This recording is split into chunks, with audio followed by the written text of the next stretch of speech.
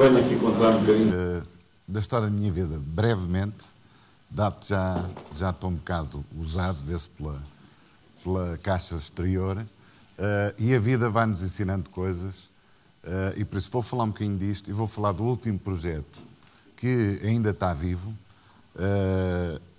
que foi feito desde há 3 anos para cá, e por isso vou-vos contar um bocadinho disto e transmitir um bocado a experiência. O nome que foi dado à apresentação é Força Interior, porque serve da dualidade da força interior que nós devemos ter na nossa vida, e neste caso o projeto era no interior, era em Góis, e por isso tinha a ver com o litoral versus o interior do país. Eu acho que a força interior também serve para dizer que a força interior é acreditar nas coisas. Mesmo em tempos de crise como agora, e há sempre tempos de crise, para qualquer indústria ou para um país, quando há crise há oportunidades. Há pessoas que não acreditam. Há pessoas que não procuram as oportunidades. E há pessoas que desistem. É tão difícil que não vale a pena fazer. Eu comecei a minha vida desde pequeno. Fui ensinado pelo meu pai a trabalhar. Comecei a trabalhar cerca dos 15 anos de idade. Comecei como paquete. Tirei o meu curso à noite.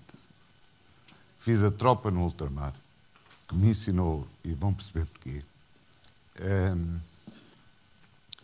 E desde o início do meu trabalho, eu lutei com força, comecei com paquete para poder vencer.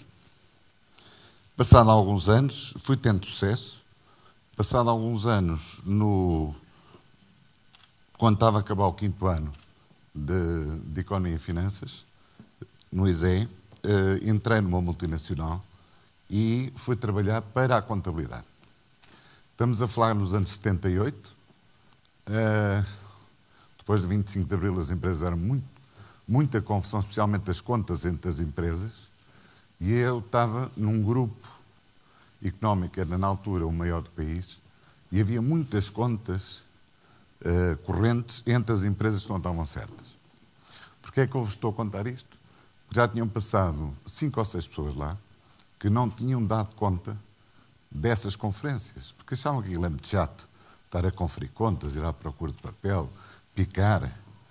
A mim foi a oportunidade de resolver esse problema, e o diretor-geral, eu tinha entrado como primeiro escriturário, um dia chama-me e disse: peço desculpa por recordar, a vida também traz emoções, mas eu queria vos dizer o seguinte. Chamou-me e disse-me assim: você tem feito um trabalho tão bom, descobriu tantas coisas, que eu quero ter um departamento de auditoria na empresa. E você vai ser o diretor desse departamento. Aproveitei essa oportunidade e, como auditor, percorri todas as áreas da empresa. Vasculhei tudo. E obtive o know-how do negócio da própria empresa. Porque mais ninguém tinha tido essa oportunidade de aprender no dia-a-dia, por isso com as auditorias que eu fazia aos vários departamentos, de conhecer perfeitamente a empresa na sua integralidade e o que é que se fazia em cada sítio. O que é que isso me deu? Deu que, passado um ano, o diretor-geral chamou outra vez e disse: você vai ser o meu assistente para a parte operacional da empresa. Estamos a falar em espaços curtos de tempo, e tive nessa empresa 20 anos, das quais 16 como diretor de operações. E quando saí, estava indicado para ser diretor-geral, só que tive uma desilusão com essa empresa, da qual não vou mencionar o nome, por razões que vão ser óbvias, porque foi na altura em que a empresa tinha entrado para a bolsa e começou a aparecer as primeiras pinturas de números. E para mim, negócio é negócio, não é pinturas. Então decidi, nessa altura, entrar num outro projeto pessoal, com alguns amigos, onde juntei todas as minhas economias, deixei em Portugal a minha mulher, os meus 2 filhos e a minha casa. E fui para um projeto para Cabo Verde. O primeiro investimento em Cabo Verde que eu fiz Foi em 1994, na altura em que havia um avião de TAP por semana para Cabo Verde. À terça-feira, se a gente adoecesse, só na outra terça. O que é que quero dizer com isto? Ninguém acreditava, ninguém queria. Eu acreditei, achei que tinha força de vontade e fui. E porquê que eu fui para Cabo Verde? Vem outra vez a tropa. Eu estive na Guiné, e enquanto estive na tropa, quando foi para me vir embora, eu nem olhava para trás antes que me pusessem lá outra vez. Eu queria-me vir embora. Ao fim de 10 anos, senti saudade do cheiro da terra. Quando chovia. E fui a Moçambique, fui a Angola, fui a Cabo Verde, e em Cabo Verde disse, é aqui. E entrei no negócio da hotelaria. Adquirimos um hotel na Ilha de São Vicente, o Hotel Porto Grande, e a partir daí desenvolvi toda a atividade hoteleira lá, num país com dificuldades, onde importava tudo. Não, como sabem, não há água, não havia vegetais, não havia nada, tudo é importado, com as dificuldades inerentes. Tínhamos que produzir água com dessalinisadores, tínhamos de ter hectare próprias, porque não havia. Por isso, tínhamos de fazer tudo autonomamente. Por isso, não é aquele hotel que a gente constrói aqui, tem todas as facilidades à porta. Tivemos sucesso, alargámos para o Brasil e, passado 12 anos, eu, que já estava satisfeito pelo investimento que tinha feito, fui com o objetivo, era 10 vezes mais do que eu tinha posto, eu queria voltar ao fim de 5 anos. Não foi ao fim de 5 anos, foi ao fim de 12, mas também veio mais um bocadinho. Porquê é que houve sucesso nisto? Muito simples. Nenhum hoteleiro apostou em Cabo Verde. E os que tinham apostado tinham desistido ao fim do ano. Eu fui para lá, na altura em que ninguém acreditava. Quando começaram a ir as grandes cadeias hoteleiras, disse, alto, está na minha hora de ir à procura de outra coisa. E saí, recebi, fiquei um bocadinho melhor, como vender os tais pastéis de bacalhau, fiquei mais gordo, e cheguei cá e decidi para fazer qualquer coisa, não posso estar parado. E decidi formar com um amigo meu que me veio desafiar uma software house. Coisa, como vocês devem calcular, eu para fazer programas é uma coisa espetacular. O que eu sei é que comecei essa empresa em Coimbra com 5 engenheiros. Passado 3 anos tinha 60 engenheiros e vendi a uma grande empresa deste país. Ao fim de 3 anos, tive a minha mais-valia, o meu esforço e, conjuntamente com os sócios que tinha, e tornei essa mais-valia. Nessa altura, mais ou menos, decidi-me reformar. Já eram 42 anos de desconto. Eu disse, agora está na minha altura de me levantar a hora que eu quero, ler o jornal, tomar o cafezinho, e até disse aos meus amigos, olha, vou pastar. Vou pastar para Góis, para a terra do meu avô, do meu pai, da minha mãe, etc. E eles iam pastar, sim, para estar. Ou então, pastar, porque aquilo é tudo verde. E assim foi. Fui para lá. O primeiro mês, impecável, revi amigos antigos, vi uns copos nas adegas, uns petiscos, e a vida estava boa. Levantava uma hora que queria, via televisão até quando queria, até comecei a dizer o que é que eu vou fazer aqui. Porque isto assim não é vida. Para uma pessoa que trabalha há 40 e tal anos, não é vida. A gente tem que ter movimento. E comecei a pensar, bem, o interior não tem nada, não tem indústria, não tem nada, as pessoas não fazem investimentos no interior, mas vamos ver os lados positivos. Coisas negativas estamos nós fartos. O que é que está a ser bom para mim? Olha, conduzo e não chamo nomes a ninguém. Nem ninguém me chama a mim. A única coisa que eu faço é dizer, olá, tudo bem? Tudo bem? Pronto, é só cumprimentar pessoas. E quando parto, tenho que ir beber um copo ou um café. Então, tenho pessoas agradáveis, tenho um ar espetacular, tenho aqui um rio, até vejo cabras, vacas, tudo aqui no meio disto, e estou a sentir muito bem. Então, isso se calhar é uma vantagem. Então, há pessoas com a minha idade que querem viver o final da sua vida, depois da vida de trabalho, ter finalmente qualidade de vida.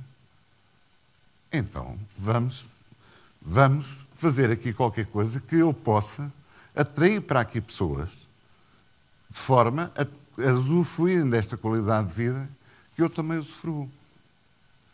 Mais uma vez, a minha intenção não é fazer investimentos onde os outros estão a fazer, não é no Algarve, não é na Figueira, não é nas zonas de praia, não é turismo de massa. Vamos tentar fazer alguma coisa aqui e atrair aquilo que mais tarde o nosso Ministro da Economia veio chamar Reforma ao Solo. A Reforma ao Solo está aqui. Este é um projeto que é em Góis, num terreno de 112 mil metros quadrados, em que a filosofia é o seguinte. Eu preciso ter uma base, por isso tem 3 fases. Eu não vou descrever o que está ali, vou descrever o conceito. Aqui vai passar alguma descrição e o projeto em si. O projeto está completamente feito, tanto de arquitetura, como de especialidades, como de interiores. Por isso, está todo completamente feito. A ideia era o seguinte. Então, eu devo ter um hotel para atrair as pessoas a vir cá ao turismo, as pessoas que venham usufruir desta paisagem, desta beleza, vou ter que ter um hotel. Mas se calhar uma parte do hotel que dá mais privacidade às pessoas, não é bem morar dentro do hotel, é diferente de morar num apart-hotel. Então, se calhar, um apart-hotel pequenino ao lado. Estas são algumas imagens de tal paz e do tal prazer que a gente pode ter ali. E depois disso, mas eu para atrair pessoas tenho que ter, se calhar, um centro de conferências. Mas eu, se vou ter pessoas mais idosas como eu, já me começo a doer os joelhos e isto tudo, se calhar tenho que ter um verdadeiro spa. Não o spa das cócegas dos hotéis, que ali não é para essas cócegas, mas um spa a sério, com hidromassagens, com tratamentos, com tudo como deve ser. E este spa tinha perto de 3 mil metros quadrados de área. E depois disse assim, ok, então porque é que eu não vou fazer uns apartamentos e umas vivendas? Porque há pessoas que podem querer vir para aqui, mas trazer o cãozinho, como tivemos aqui a apresentação de manhã. E isso não vai poder ser no hotel nem no apartamento. Então, uma vivendinha pequenina, feita à medida, uma V1, V2, o cliente é que escolhe, com a possibilidade de o hotel tem que ter uma base para cobrir os seus custos. Então tenho aqui uma oportunidade. Se vierem as pessoas para cá fazer turismo residencial ou viverem, eu posso lhe prestar o serviço de limpeza, o serviço de lavagem de roupa e o serviço de catering, seja entregue em casa ou venha, por favor, ao hotel comer e tomar o seu copo. E se receber amigos, tem aqui um sítio onde eles ficarem, onde comer, onde beber. Por isso, pode ter todas as facilidades como se estivesse um hotel. E isso não há. Se eu quiser agora, com a minha mulher, ter essas facilidades, eu não tenho onde. Posso comprar uma casa, um sítio que eu gosto, mas não tenho ninguém que me ponha o que eu quiser lá. Por outro lado, tudo isto estaria ligado ao hotel, por exemplo, com um botão de emergência. A idade vai avançando, pode haver um problema e a gente tem um botão de lado. E a última fase, isto é um projeto há 5 anos, era uma área hospitalizada, com residências medicalizadas, só um piso. Residências medicalizadas para o Alzheimer, para pessoas com outras deficiências, que é aquela última parte ali. Nós tínhamos o hotel, a parte do hotel, a parte do spa, os apartamentos, vivendas e ali a parte hospitalar. Ou seja, tudo o que está do lado esquerdo é para pessoas ativas. Quando elas deixarem de ser ativas, passam para o outro lado. Vocês estão-se a rir, mas eu acho que o podermos, se eu, enquanto sou ativo, for ali ao médico à consulta, precisar de uma injeção e a enfermeira que me vem dar, quando eu passar a não ativo, a minha confiança é nas mesmas pessoas. Eu não mudei. Então aquilo é importante porque o médico é o mesmo, o enfermeiro é o mesmo, as pessoas são as mesmas, eu sinto-me na mesma família. Por outro lado, tudo isto, como vocês veem, iria gerar que iriam lá arquitetos, iriam designers, iriam engenheiros, iriam operários, todas as pessoas que quisessem ir para ali podiam ir, e íamos criar novas relações de amizade, novos assuntos para falar. A gente, quando chega ao fim da vida, quase sempre falamos da mesma coisa com as mesmas pessoas.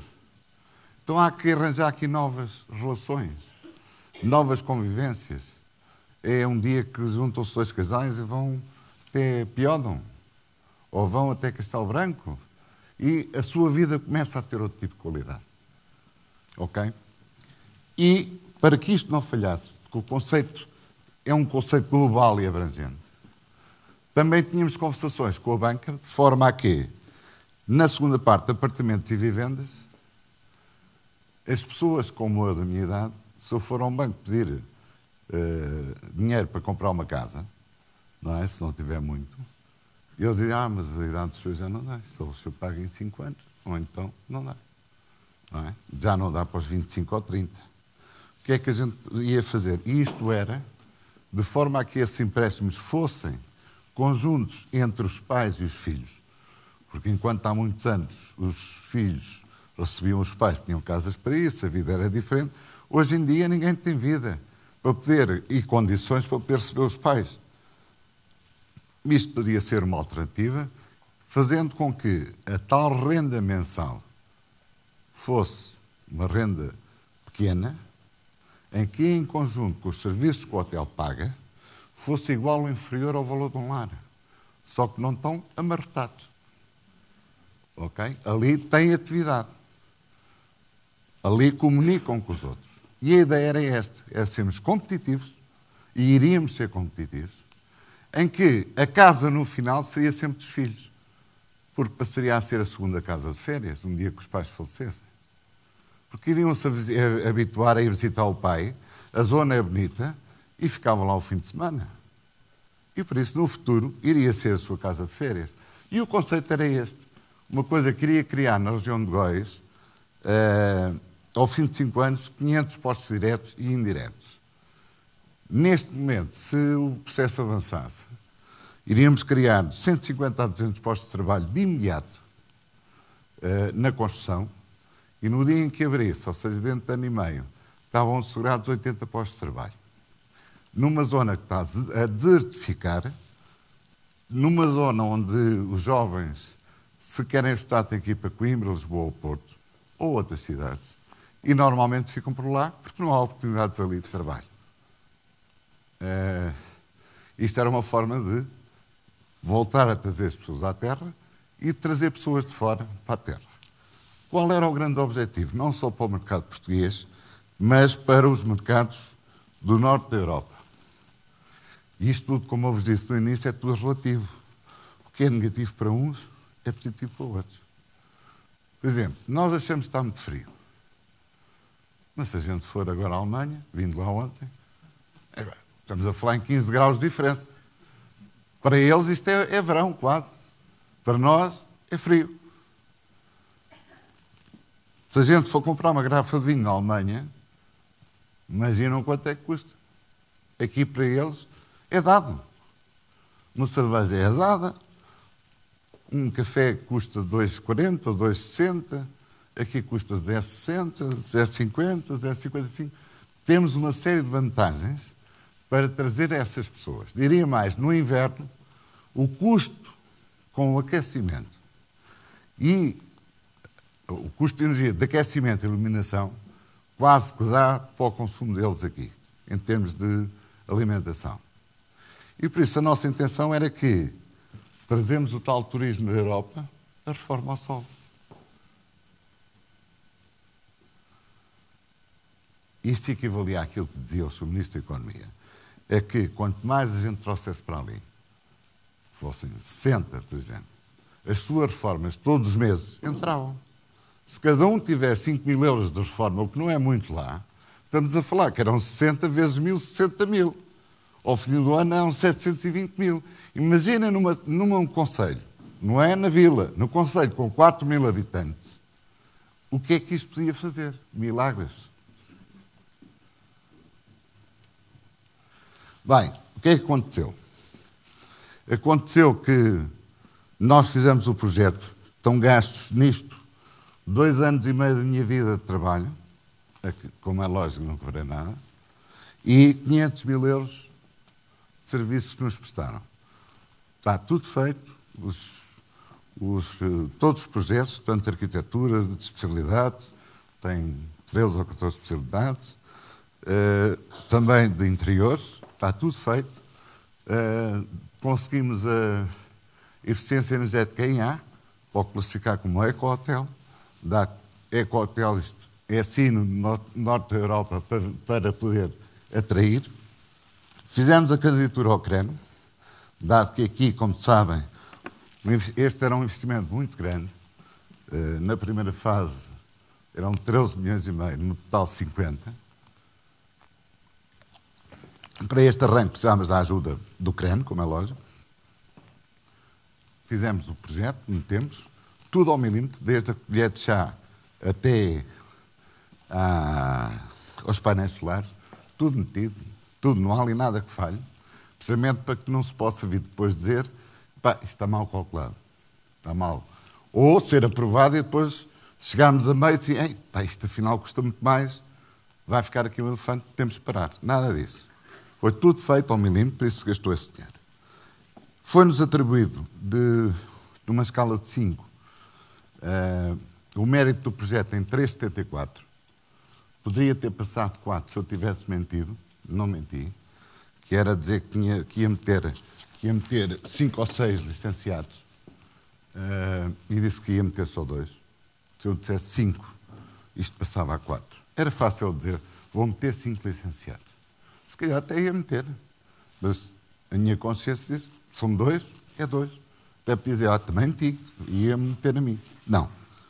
Bem, então, como não havia nada objetivo que eles pudessem discordar, ou seja, este frigorífico está muito caro, o preço de metro de construção está muito caro, qualquer coisa, discutir o preço que você quer vender, o preço do quarto hotel está mal, nada disso. O que é que eles jogaram? Jogaram com a ocupação.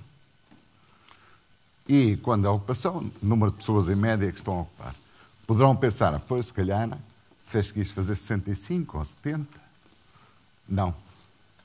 Isto era medido ao fim do terceiro ano, e eu, ao fim do terceiro ano, disse que ia fazer 47,5% da ocupação no hotel e 45% no apart-hotel. Ou seja, não estive a dizer que ia fazer, inventar números, pintar os números para depois não os conseguir. E eles disseram que não, que ia ser 42,5%. O que, como sabem, não é só a dormida, mas depois a pessoa também consome uma refeição, consome um café. Tudo isto influencia depois no orçamento económico. Isto é tanto mais estranho que há um documento que se chama PENT, Plano Estratégico Nacional para o Turismo, o qual é feito pelo Governo e que, para nós, investidores, nos dá um guideline de como é que devemos o crescimento dessa zona, etc. Aplicando isso, o que é a realidade de 2011, dava, se eu aplicasse os crescimentos previstos no PENT, passava de 50% de ocupação em 2016, que é quando estaríamos a falar. Pois, vai já acabar. Tudo isto foi contrariado e veio o subjetivo. É os 42 que eles dizem e não é. E por isso não é aprovado porque economicamente não é viável. Porque eles ao diminuírem, só para perceberem, a ocupação, dizem que eu vou ter menos 5% de clientes. Isto vezes a dormida, não é? Os custos são os mesmos, não é? Menos os custos variáveis da comida, o resto da estrutura é o mesmo. Chega ao fim e dizem que não é viável.